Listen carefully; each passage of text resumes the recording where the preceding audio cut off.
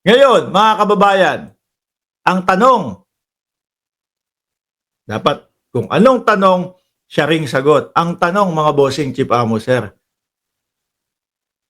kung sakali nga ba talaga na meron ng warrant si Bato sa ICC, ano po ang gagawin ng Malacanang? Ano po ang gagawin, no, ng gobyerno ng Pilipinas? Ang sabi ho dito, balita po ng Rappler, by Bea Cupin.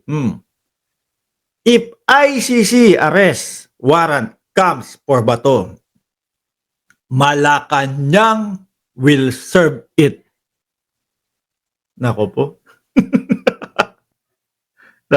Duterte's drug war architect now running for re-election as senator. Ito yung huling nakita kong survey, nasa pang-anim yata si Bato, pasok, no? Pasok. Kumbaga parang Ninoy Aquino yung yung dating mga kababayan. Ninoy Aquino, oy, nakulong si dating Pangulong Duterte, kaya po ibot baka yung iba diyan. Siguro no, do sa PDP, no? Maisip maisip mo lang. Sana mahuli si dating, baka nga may may mga naghudas diyan kay dating Pangulo eh. Bakit to? Wala, bagsak yung namin, kandidatura namin Nako, mukhang kailangan gumawa ng ng chismis, ng ingay. Kailangan magmukhang kaawa-awa kami. Baka may nagsabi, punta po tayo ng Hong Kong, ganito, ganyan. No? Alam na nila yung warrant of arrest. Para pagbalik, ayun, aresto. Liliit. Siyempre, bago sumakay ng eroplano, pabalik ng Pilipino yan, mga Pilipinas yan. Mga kababayan, may mga kap-kap, bawal yung mga beng-beng, di ba? Pagbalik, parang imbudo na lang ho yan, paliit ng paliit. Alam na ako sa pupuntahan, paliit ng paliit yung gagalawan nila. Di ba? Gawa tayo ng issue, ganito. Hinudas ang dating Pangulo. Punta kayong Hong Kong, ganito, ganyan. Pagbalik, di ba? Tapos, sabay na-aresto na ang dating Pangulong Duterte. Tingnan nyo po ang ginagawa sa amin. Kaya po iboto ninyo ang PDP. Di ba? Mga kababayan, baka Malaninoy Aquino yung ganitong galawan, Baka, lagi ko sinasabi, baka merong naghudas sa kanila. Ngayon, Bato de la Rosa, number 6 pa naman yata si Bato ngayon. Si Bungo, number 1, Mixed emotion tong dalawa na to. Hindi siguro nito alam kung ano yung nila, yung kanilang magiging pakiramdam. Nandiyan yung masaya.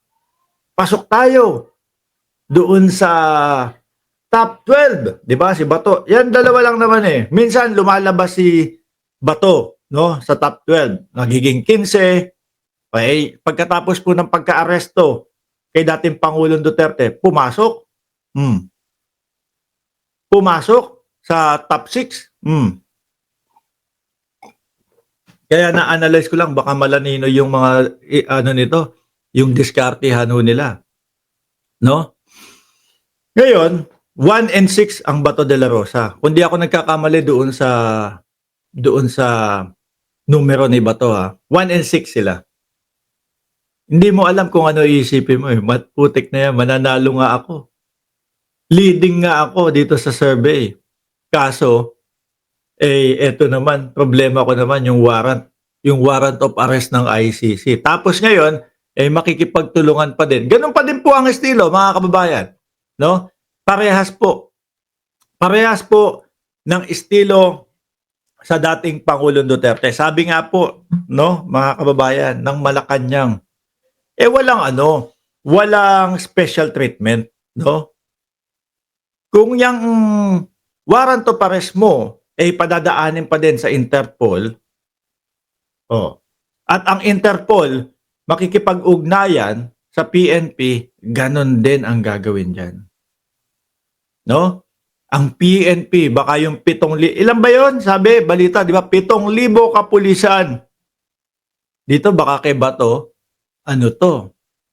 mga 10,000. 'Di ba? Oppo Find X6 Pro Android gaming payback time na para sa kanila. 'Di ba, Chi? Ana V? Oh, baka 10,000 nakapulis ang kay Bato de la Rosa. Mga bossing, gusto ko ito itatak nyo sa isip nyo. Yan, 'di ba? Kagaya nun sa dating Pangulong Duterte. Ano mga sinasabi niya sa ICC? Sinasabi niya about sa ICC, sipain ko pa yung mga yan. Ano? Yung ayaw niya magpa-aresto. Hanggang doon sa dulo na nasa Pilipinas pa siya, kinu-question niya yung pag-aresto sa kanya. Talagang ayaw nilang magpa-aresto. Eto, si Bato, ayaw niyan magpa-aresto. Di ba?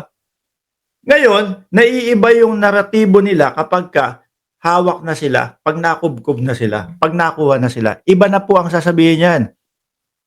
Ang sasabihin ho yan, mga boss, eto po, dahil sinabi namin sa inyo na kami ang haharap, kami ang magpopronta, no? Kapag tinupad nyo ang batas, kapag tinupad nyo ang utos namin, eto, ginagawa na po namin. Pagmumukayin pa niya, sumuko na po kami kasi pinapanindigan po namin yung sinabi namin o yung mga binitawan naming salita sa inyo na kami ang mananagot.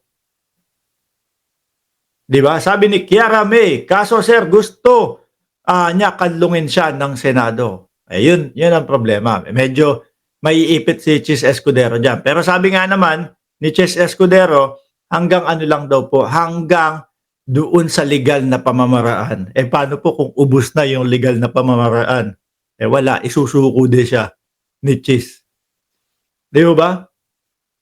Ngayon, etong bago sila mahuli, ang naratibo nila is hindi sila susuko, ayaw nilang sumuko. Talaga ipinaglalaban nila na hindi kami sasama sa ganyan, ganito, ganyan.